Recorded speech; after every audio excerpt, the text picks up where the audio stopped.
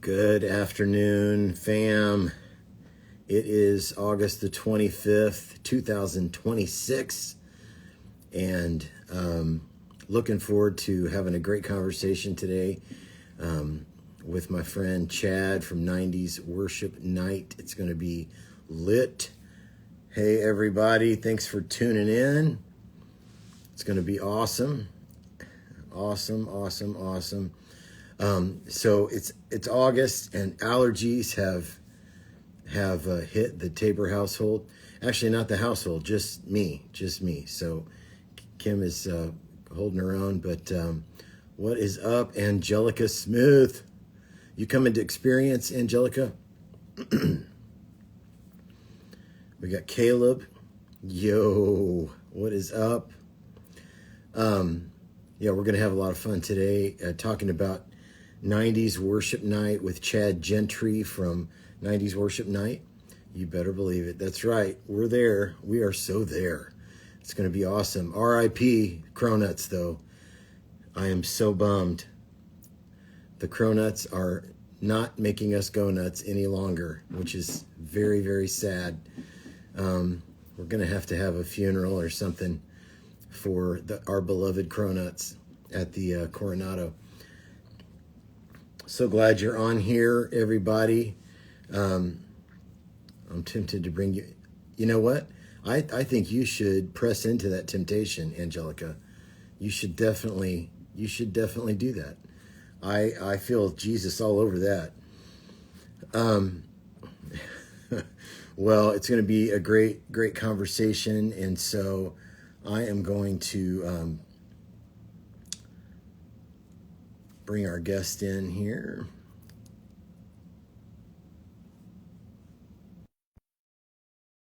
A little bit of fun about, that age when worship music was really anointed. The anointing was strong back in the 90s. Chad, my guy, how are you?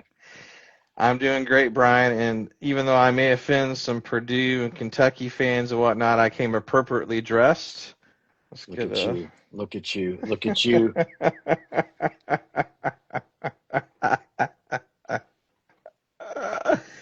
Love it. Just a couple of Hoosier boys trying to do some ministry here. That's what's going on. Let me see something here. I had the fight song ready to play, and it's not playing. Oh, My computer is letting me down, man. oh my gosh, What the man. heck? What the heck? Oh my Anyway, gosh. Yeah, yeah. so I'll tell a story quick. I'm from the southern Indiana, Evansville area, which Brian, you know. I'm a University of Evansville grad as well. Shout out to the Aces. So when I Rocking was my in high Steve. school, there was one time that the Hoosiers came to play, the men's, Aces men's basketball in Evansville. It was Robert Stadium, which was torn down at the time. Oh yeah, I yeah. had tickets to that game, Brian. I was literally at the very top row of Robert Stadium. But I can Man. still picture in my mind the general walking out of the tunnel, and obviously the Hoosiers just obliterated the Aces that Yeah, day. But great memories, man. Just yeah. people outside of Indiana just don't understand what the Hoosiers mean. Such a big deal. Such a big deal. I think IU basketball is coming to Evansville this year, right? The Ford Center. They're playing somebody there. Yeah, yeah, that is right. That's right. Yeah, Evansville's got last several years a very swanky downtown stadium, which I've actually never been. I need to go. I need to see it. it is very nice. I actually went there once, funny enough, for like a homecoming. I did the national anthem, which is the only time I ever did that. Nice. Very Hope to nice. never again, but I did do it on that occasion several years back. So, fun times. So shout out to my girl Emma, who's in the chat watching. Emma, we're gonna see you at Experience Conference. Can't wait. Ooh, So Experience it's Conference coming, coming man. up. Man, you got that Garth Brooks mic. I Next do, man. level. It's just I got one. It works well for work, and Yeah, it's yeah, trustworthy in this yeah, sort of yeah. situation. Make sure Sure, the sure. audio is good. But and I'll be wearing it probably down at Experience Conference, Oh yeah. multitasking. Absolutely. there on the exhibit floor. But we'll be excited to get to see you down there as well, Brian. Our whole team will be there, and Awesome. we'll be up Awesome. to some shenanigans. I think we're going to do a Tetris competition on Wednesday Nice. afternoon. So Nice. we're going to set up the Nice. TV and, at our Very at our cool. table and do that. So it'll be a lot of fun. Angelica said you look like Britney. Now I think that's a little. It's Oh goodness. Well, well. I'll take it. We're gonna just two Southern Indiana boys here. We're gonna have a little bit of fun today. So as we're kind of getting to know you a little bit, I want to put you on the hot seat. I've got just some Okay. rapid fire questions. So number one, what is the perfect combination of pizza toppings, and does your wife agree? Oh goodness, I'm gonna make some people mad on this one, and I blame my buddy Dave because we've been friends for 25 plus years, and early in our friendship, he got me hooked on pepperoni and pineapple, Oh, okay. and I've thoroughly enjoyed that since. I mean, just Hawaiian pizza in general, Yeah, add the yeah, ham in there, that is great. yeah, So I'm a huge fan of that. Obviously, anything meat lovers is great as well. But I do love me a margarita pizza with just the tomatoes, yeah, yeah. on top of it. So Absolutely, absolutely, there you go. absolutely. Okay, springboarding on the pineapple. What's your favorite fruit? Favorite fruit? Yeah. Hmm, I'm gonna go with peach. Peach is my peach. favorite. Yeah, yeah, for I me. I think I'll go with banana. I think just because for Okay. one, it's just so easy, Yeah, easy to yeah, peel and eat. But it seems like anytime I get a smoothie, there'll be a banana base in there as yeah, well. yeah, And yeah. I do love banana, desserts as well. So I'll go with S- that. Sunday Worship Fells says this is a good-looking group here, and he's talking about you. He's not talking about me. He's talking about you. He's talking about. Derek, well, it's so funny. Derek's a big Alabama fan, which that's a whole other story. But I told him my allegiance is because I'm an Alabama fan too, because half my family, Brian's from Alabama. But I had to go with the Hoosiers over Alabama in the playoff, This is and pretty smart. That was a pretty smart bet. the Hoosiers left no doubt in about the first like 5 minutes of the game that this ain't gonna be a good day for Alabama. Okay, fair fruit. What if you could pick any superpower? What would you choose? Oh, okay, that one's easy. It would be teleportation. That would be it. Isn't Because that great? man, Isn't that? Yeah, I'm just absolutely. tired of travel, Brian. I mean, we've Yes. done a Yeah. ton of it, Yeah. and I love going places, but getting there is something Yeah. else. Even though I Yeah. do enjoy the Bucky's, rest stop, Yeah. trip in between. Absolutely. I'll But tell you what. The more years on the calendar, the more I appreciate driving over flying. yeah, I'll drive. We're driving to Experience Conference from Indianapolis, so okay, yeah. yeah, So I like to get a. I will hit some Buckies for sure. oh Um, yes. so what was the first next one on the hot seat? What's the first concert you ever attended? Oh goodness gracious! Well, being from Southern Indiana, very Yeah, dominated by the country music scene, as you yeah. well know. I believe like real concert it was again Robert Stadium, but I saw Vince Gill Ooh, right at his peak, come on, come and on. it was fantastic. Actually, in that same arena, I saw Garth Brooks when he came. If you remember that in the Ooh, late '90s, yeah, and yeah, Robert Stadium, I was there too, which that was quite something because that was at the height of yeah, Garth's yeah, yeah. success and stardom, and he had all the hits. Man, it was Oh man. great. So okay, sidebar. Um, we got a call from a friend. Garth was just here Okay. in Indianapolis this weekend. Was supposed to do a show on Thursday night, and the tickets went so crazy. They did Thursday, Friday, Saturday, Sunday. And a friend of mine called and said, "Hey, do you want to go see Garth Brooks on Sunday?" And I was like, "Okay, I know Friends in Low Place. I'm not. I just don't listen to a lot of country music." And so I was like, "Sure, I'll go." Kim and I went, Yeah. and we were so blown away by the entirety of the experience. I mean, the songs. I mean, Yeah. I've never seen an artist, and there's probably a lesson here for those of us leading worship. I've never seen someone in his role bring people in and bring people close Yeah. any better than he did. And we left as fans, that's for sure. It was awesome. Garth Brooks. Yeah. Yeah, Garth. Garth Brooks. So my first concert, my first concert was also at Roberts Stadium. I'm going to date myself a little bit here. Mine was Sean Cassidy Sean Cassidy. with Wow. my mother, and my older sister. Yeah, we were in the top row Dude, because Emma that Jean is would great. not pop for anything closer than the back row. But yeah, Dude, I miss Robert Stadium. This is for the local Evansvillians here, but no, but yeah, that was where my graduation was at the I University of mean, Evansville.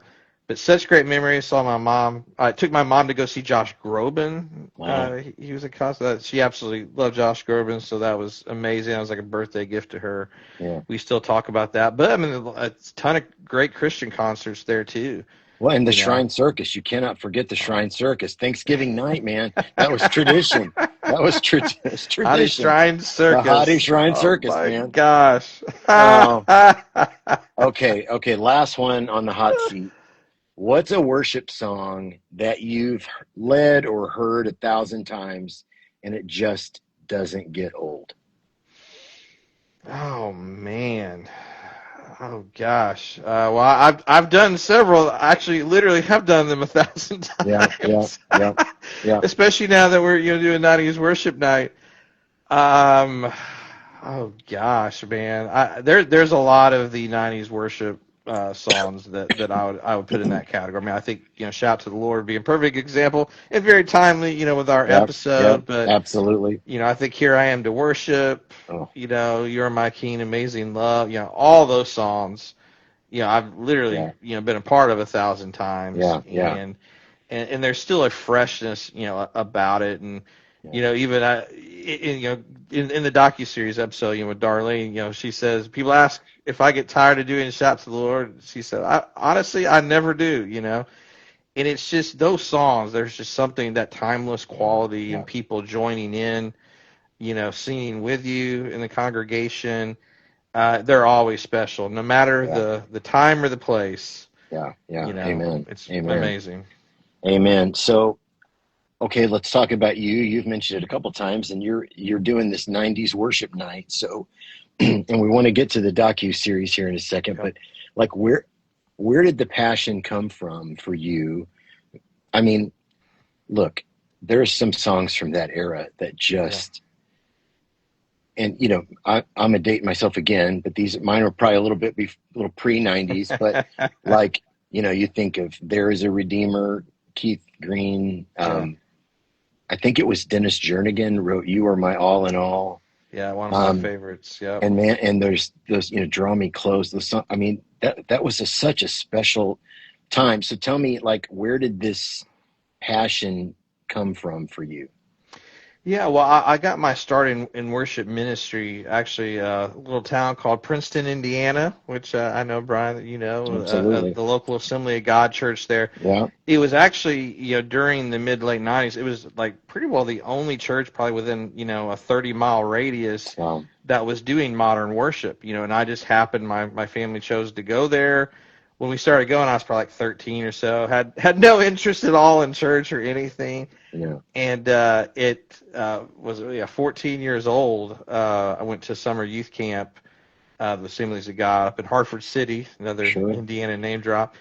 And man, God just radically got a hold of me, and it's I've been on the journey as a Yeah. Christian ever Yeah. since. And shortly thereafter, when I got back to the church after the youth camp, I Mm. just really felt a call, to be involved in worship ministry. At that time, I couldn't sing a lick, could barely play a couple of chords, but I was like, okay, well, I'm gonna figure this thing out. And the worship team on Sunday morning let me, sit up on stage and kind of play along and learn. And I grew in that capacity, and all that leads up to early 1996. So I've been in technically worship ministry for over 30 years, as of Yeah. this year. Yeah. But my youth group, we started a youth worship band, and youth group was just firing off, and it just so happens that was right at the time when the Brownsville revival Oh, and Brownsville Worship Volume 1 and 2 came out. So come we on. got a hold of that. We're like, oh my goodness, what is this? Yeah. Yeah. And we had already been, very influenced by the music of Danny Chambers. So we got to know him. We were doing his stuff. And then that summer, we got a hold of the Shout to the Lord, Oh, Hosanna music album. good And, night. and here I'm thinking it's like my first year doing ministry. I'm like, man, this must be what it's like all the time, Now, like Yeah, 30 yeah. years later, I laugh and like, no, that was a pretty special year, Pretty special time. Yeah, with all those projects coming out. But in being involved with the Assembly of God denomination in Southern Indiana, Brownsville had just a huge impact. So we were traveling, around to the different like youth rallies and yeah, different revivals that were definitely influenced by people going down to Brownsville, making that sure, pilgrimage and coming sure. back. Well, and I myself, John I got a chance. Kilpatrick, John Yes, Kilpatrick was my pastor growing up, who that is right. was the pastor of Brownsville when this all happened, and Uh, man, we Calvary were all, Temple. yeah, Calvary Temple, Assembly of Yeah. God in Evansville, Indiana. Wow. Man, oof, Some great memory. One, yeah, my good friend Brett Myers, he was the youth pastor at Calvary, yeah, when I was, in youth group. So we did a lot of stuff with them. And, because, yeah, exactly like you said, because of the John Kilpatrick influence over Evansville, a lot of the churches yeah, there were going down to the revival. And it was hot, man. It was popping.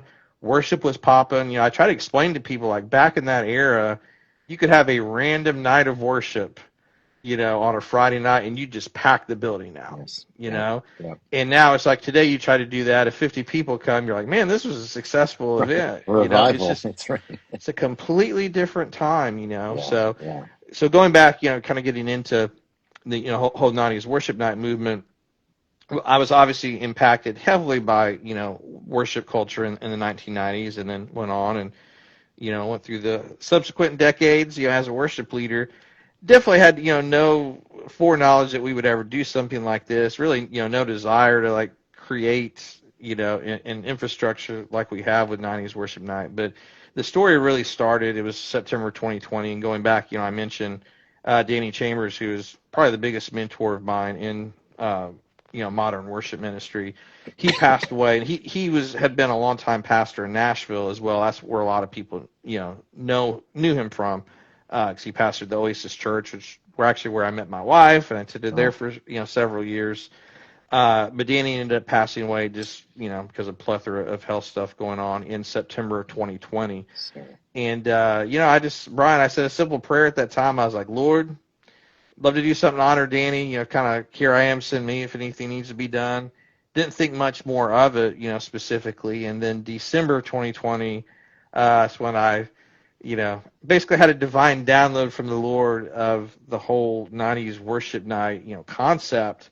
Definitely did not know, how, it's grown to be a lot bigger and more, extensive than what I would have ever thought then. Yeah, But we took that step of faith in January 2021, and we started it. And we knew, right from the beginning there would be some sort of documentary, component to it. But then that, evolved into, the whole docuseries goal. And as of, time of us recording this, we have 2 episodes out. We're hoping to get about 8 more out. Going to be working on more post production this year. So that's a big part of it. We also travel, the country doing, hosting, partnering with local churches for 90s worship night live events, which basically is a night of worship with a 90s theme. We'll yeah, tie in yeah, some video clips from the docuseries, some graphics, all of that. We're partnered with Integrity Music, with our record label, and putting out some covers of the 90s, and, stems from multi-tracks and loop community for anyone who knows that jargon. yeah, And then we have our media side too, which, part of that's going to conferences, just, like yeah, Experience Conference, and doing some filming, getting to know people, and, just helping to spread the word, about yeah, all that we're doing. But at the end of the day, the whole purpose of 90s Worship Night is to, honor those in that era, the worship leaders, the songwriters, the music executives, the pastors, and also just really educating people about that move of God, and all the narratives that were just so miraculous, yeah, several of yeah, which, have kind of gotten lost through the annals of time. I think partially just because that was the pre-digital era, before the internet came. So all the magazine articles and yeah, all of that knowledge that we had back then that were in books, a lot of that disappeared, for the younger generations.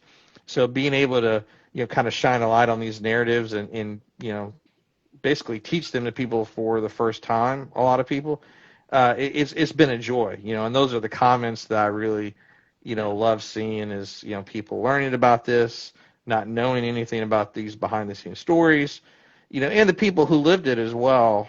Just getting to revisit that Yeah. nostalgia has been really, really special.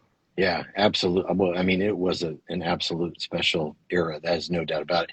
So you said you've just released your second Yes, in this series, and this is a big one. it is. Yes, it is titled "Shout to the Lord," featuring Darlene Check. So it really takes, it examines the early days of Hillsong worship. That's probably the best way to Yeah. describe it. But we've kind of followed Darlene as she talks about, her first, attending what at that point was, called Hills Christian Life Center.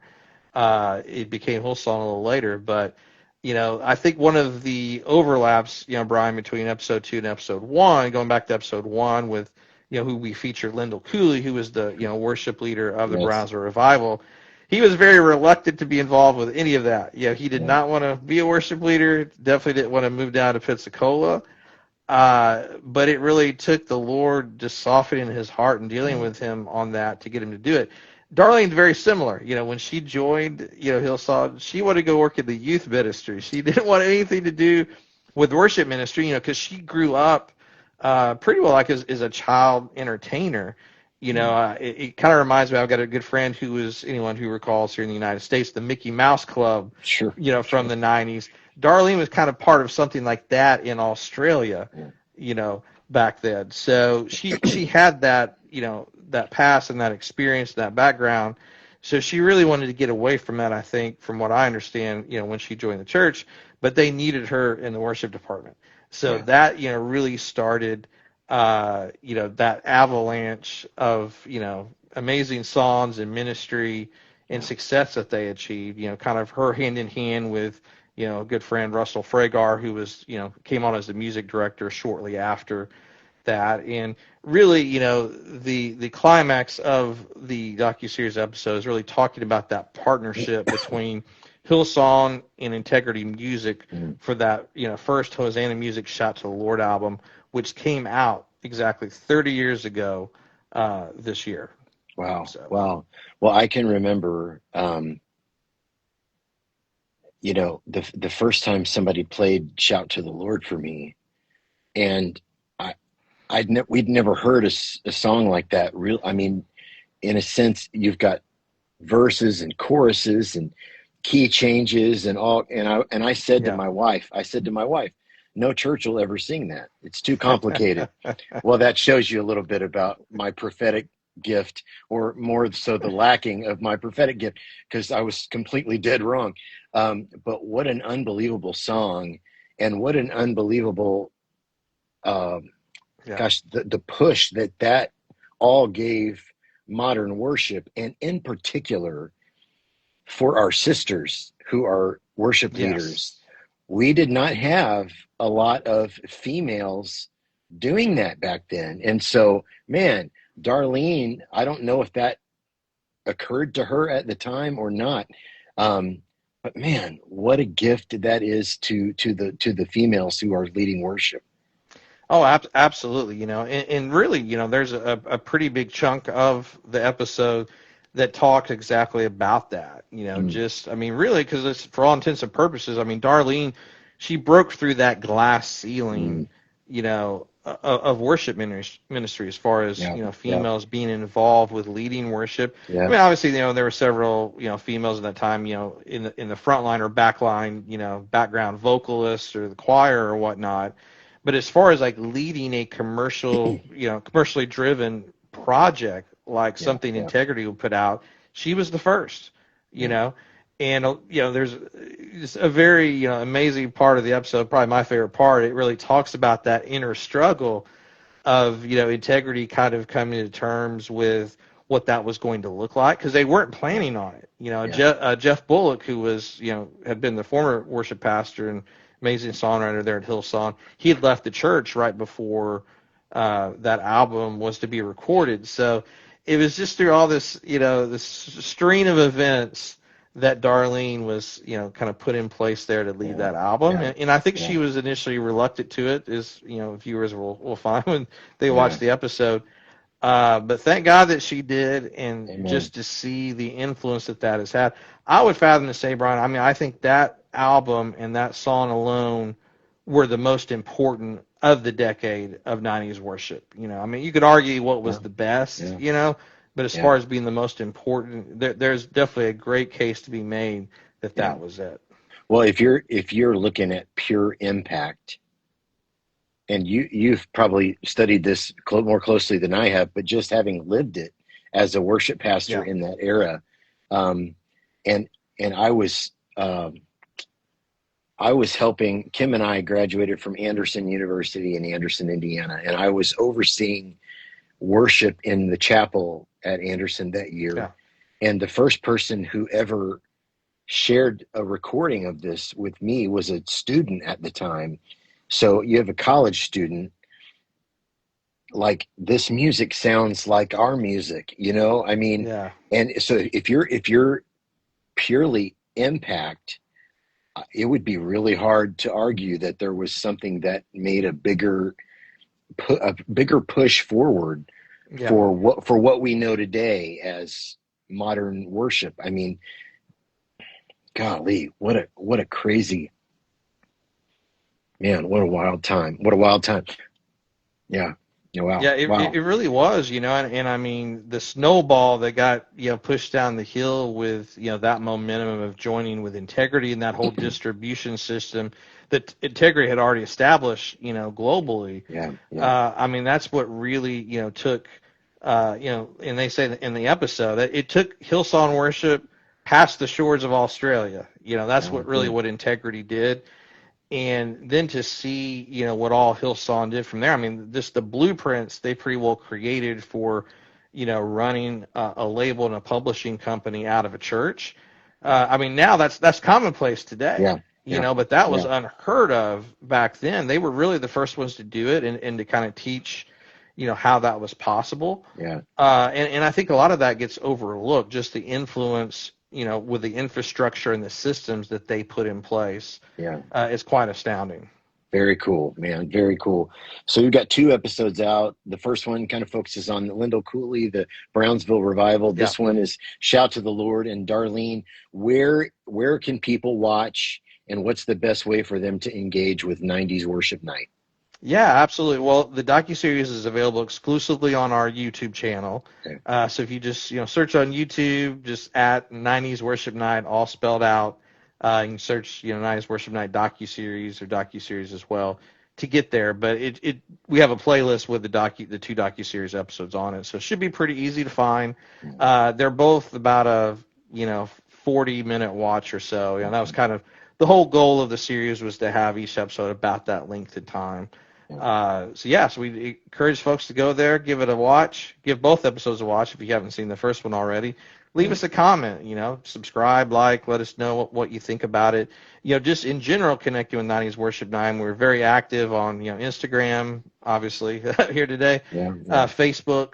Our website's just 90sworshipnight.com. But we love to engage and hear from people. And we'll, we post where we'll be at when we do, live events or we're at conferences, and always encourage, come up and, tell us your story, and, we'd love to chat with you. That's what we enjoy the most with what we're doing, with this ministry, is that one-on-one Yeah. connection. Yeah. So, okay, this is a Jubilee question. This is kind of coming to me right in the moment here. So, Okay. let's say 30 years from now, somebody's doing, 2020's worship nights. What do 2020 you is worship. what do you think they're doing? Oh man, that's a great question. Maybe it's you. It's probably you. You Oh, know. I don't know. Maybe they'll be talking about us documenting some stuff that maybe was an inspiration, hopefully, for whatever they would be doing. AI will probably be doing it all at that point, Brian. They'll just It'll be talk into the that microphone, creepy and voice from TikTok. it'll create everything. It'll put the whole series together. But yeah, as far as movements, I mean, obviously, I mean, I think, Elevation unarguably is the top dog right now as far as, influence. So, I would think that would be a big, narrative Big piece. episode if someone, were to do that. But I think there's a lot on the rise too. A lot of other churches, and Yeah, that's the great thing about it is it's so hard to evaluate that in the moment. yeah, And absolutely. and I'd ask a lot of the old guard, folks from Integrity Music, like, why didn't you guys do more to document what was going on? But it's just when Yeah, you're in the moment, sure. you're in the Yeah, moment, and yeah, it's really hard to reflect, and it's really hard to know at times what really does stand out and what is yeah, historically yeah, important. yeah, And I think that's one of the benefits of us being so far removed from the 90s now is we could really look to see, like, wow, that one event that was really really important, back 30 absolutely, years ago. absolutely. Well, man, I love what you're doing. So, man, if you're watching, make sure go follow worship 90s worship night. Hit them on YouTube. You can watch the first two episodes in the docu-series, and there's more coming. Can you Yes. tell us? Can you give us a hint? Yes, I definitely will. I will reveal on the air here episode 3 and 4. This is going to be corresponding with Integrity Music's got a big 40th year anniversary. Nice, nice. That's in the process of being celebrated, much more so next year. But episode 3 will be about Don Moen and the early Oh days of gosh. Integrity Music, and episode 4 be our good friend who passed away earlier this year, Ron Canoli.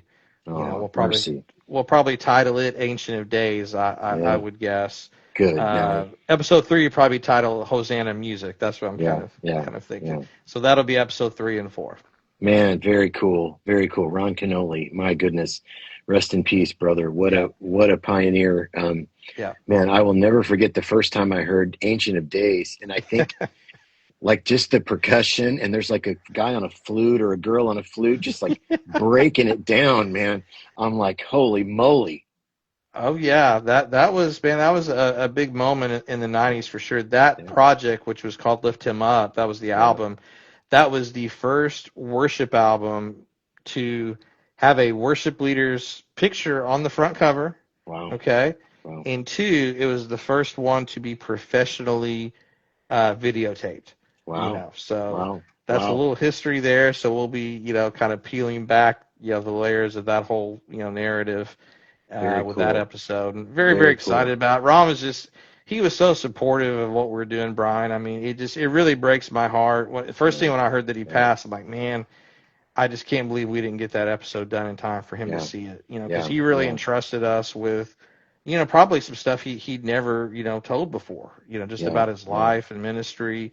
So I have no doubts that it's going to be super impactful, Yeah. for the viewer once it comes out. Absolutely. Absolutely. And then of course, you said Don Moen and Integrity Hosanna, what they did. I mean, if you're a younger leader and the name Don Moen is not familiar to you, I can tell you, if you are a worship leader in a church, you are standing on the shoulders of people like Don Moen. Yeah. I mean, 100%, and as goodness. important as Don was as a, worship leader and writer, which he was extremely important, Yeah. I would argue he was more important as a At, music at, industry at the label, executive. absolutely. Absolutely. And that's a lot of what we'll be, talking about, in Yeah. that episode and subsequent episodes as well, because I mean, he was the guy that went out, when these new movements of God were happening, he'd be the one to go check it out, and figure out Yeah. if that was someone that the Integrity needed to partner with. He did that, with Hillsong, when he went to Sydney, Australia, and then, Ron Canoli, he went out to California to the church that Ron was out, that Ron was at to check it out. So those are two perfect examples of how, his influence as a music industry executive was so Yeah. Yeah. pivotal for what happened in the 90s. Well, and he's still doing it, man, and still doing Yeah, it at a really high level. We had him. absolutely. He's been on the podcast. It's been a minute. Darlene has been on the podcast. When I got that email, I like got the hair on my arm standing up. Like, hey, do you want to interview Darlene Check? And I was like, has anybody said no to that? Because they shouldn't have a Exactly. pod. If they said no, they shouldn't have a podcast. They should have a podcast. Absolutely. 100%. Man, the She's just wisdom incredible. and the Oh gosh. graciousness, and I mean, those were two of my favorite interviews that, that we conducted, for the docuseries were, Yeah. Don and Darlene, and Yeah. their lives speak for themselves. Yeah. I mean, just their faithfulness of the decades that they've been in ministry and the fruit Yeah. that's come from that. It's Absolutely. such a blessing and such an inspiration as well. I love it. I love it. Well, Chad, we love what you're doing. I love that. I love that we're, um, not just paying honor. Of course, we're Yeah. doing that, and we're paying tribute to the folks who kind of paved the way for us. But we're also kind of, you're helping us get a glimpse of what God was doing in that really important season in the life Yeah. of the church and the life of worship. And so thanks for what you're doing. Thanks to you and the whole team. And we'll be cheering you on. Guys, go follow 90s Worship Night. You can see them right up there, and hit them on YouTube at 90s Worship Night. Check out the first 2 episodes of the docu-series. And hey, we'll be at Experience. You'll be at Experience. So Yeah. it'd be good to shake your hand again and you know, I'll try to be wearing something IU related. We'll have to get a photo op, there you together go. There you to go. commemorate. And man, I am, on the final note, I am excited for the college football season. What a year it's going to be for college football fans. I mean, Absolutely. there's like Pick what? against us. Pick against us. I hope Yeah, they do. They there's keep picking against us. Just keep picking keep against keep us. doing it. Keep doing it, folks. That's all we got to say. That's all we got to say. And produce terrible. We'll And add produce that terrible. Absolutely. Absolutely. up. Chad, you're the best, man. We'll look forward to seeing you in a couple weeks at Experience Conference. And I can't wait to check out episode 2 of the docu-series. Awesome. Well, thank you so much, Brian, for Thanks, having me, brother. and You God got it. bless y'all. Have a good one. Hey, thanks, Chad. Hey, and don't let anybody make fun of your mic. Hey, man, I'm in it to win it here, making calls and doing podcasts. So there you That's go. right. That's it. That's it. We'll see you soon. Catch you later. All right, brother. Well, we love what they're doing, so make sure you go follow 90s Worship Night and hit them on YouTube, and make sure you subscribe and do all the good stuff. While you're on YouTube, subscribe to us as well. Worship Props, we're just out here doing the Lord's work. So, hey, thanks for joining us for another great live. If you're going to be at Experience Conference, we look forward to seeing you there in just a couple of weeks. All right, God bless.